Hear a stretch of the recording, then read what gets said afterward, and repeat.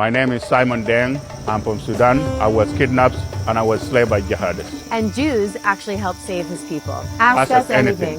I read the sign here, and what is the story? I'm from Sudan originally. When I was 9 years old, I was kidnapped and I was given away as a gift by jihadists. Wow. As we all know, a gift is not a human being. But in Sudan, by the jihadist Sudanese, we are not a human being because of our color as black people. Oh my gosh.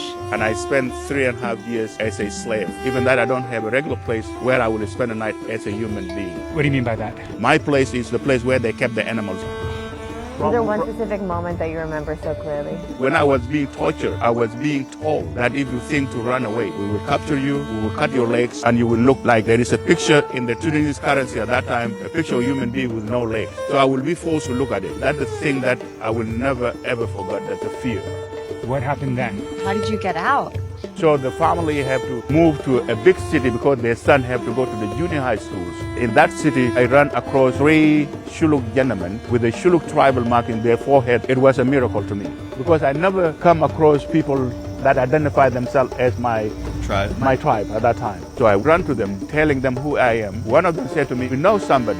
Maybe that person will know your parents." It was that person who made a plan to get me out from the slavery without the knowledge of my slave masters. Once you're free, you've got to be full of rage to find them. Not only the rage, it is the fear that somebody will kidnap me again where I will not be found. What was kind of the gift that came from that experience? Speaking on behalf of those who cannot speak for themselves. The voice of the I'm the voice Yes. of voice. Are you familiar with the hostages that are still held captive in Gaza right now? Yeah, I know. Yes, we are Jewish. Not really, no. There were over 200 hostages. He is speaking out for the hostages because he knows what it was like to be a hostage, to be kidnapped. Yeah. Amazing story. Thank you. Glory to God that you're out of there and you have freedom. Thank you.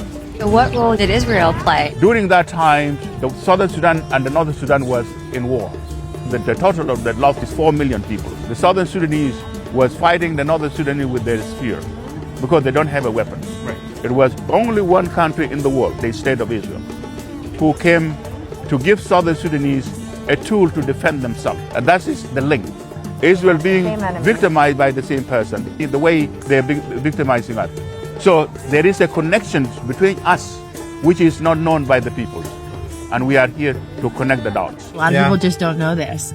I actually found Simon online because I saw rallies to call for the release of the hostages. Yep. And Simon has been there every Yeah. week. If you see in these photos right here, you'll see he is there speaking out for people who are not the same as him. Right. But if you realize we actually all have more in common than we think. And we're trying to show the world that with all the hate that's going on, and especially the rise in anti-Semitism that has gone on since October 7th, and people being so against Israel without actually having knowledge of what is truly going on. When you're watching the schools here, what do you want to tell them? Like, if you have that one message for them, what is that People message? protesting in the encampments. So what is happening in the colleges, in my opinions, Islamists who are here today, they have a bigger agenda.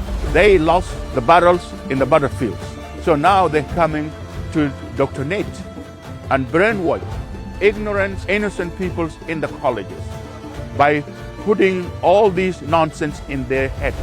It's becoming more popular to be hateful towards something. What we're trying to do is show this unity of two people who are completely different from each other, from completely different backgrounds, different religions, different races, everything, and showing that the history of what his people went through, what my people went through, and what we're going through now, that we actually should be united against terrorism, against hate, and show the world that we're stronger together.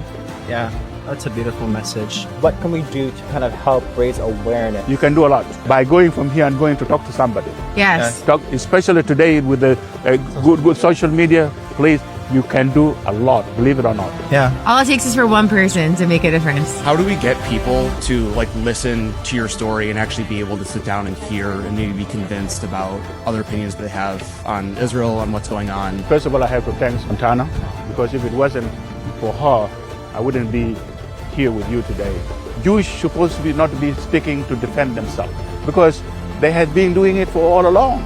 And even they become to a point that nobody listened to us. But I'm saying that, no, there is somebody listening to you. And now I am here. The Jewish is being targeted goes back even before the Hitler went on his evil campaign. I may not speak in Hebrew, but I will speak on behalf of the Israel, even in a Shuluk language. Yeah. And that's why we're here standing up for you. You are not alone. Yeah. Thank you for being here. How amazing is he? I'm very touched. And Sorry. Thank you. Thank you. Thank you, Montana. Thank you, Simon. It's been a blessing. Thank you so much. Really, you're amazing. Can I give you a hug? Sure, absolutely.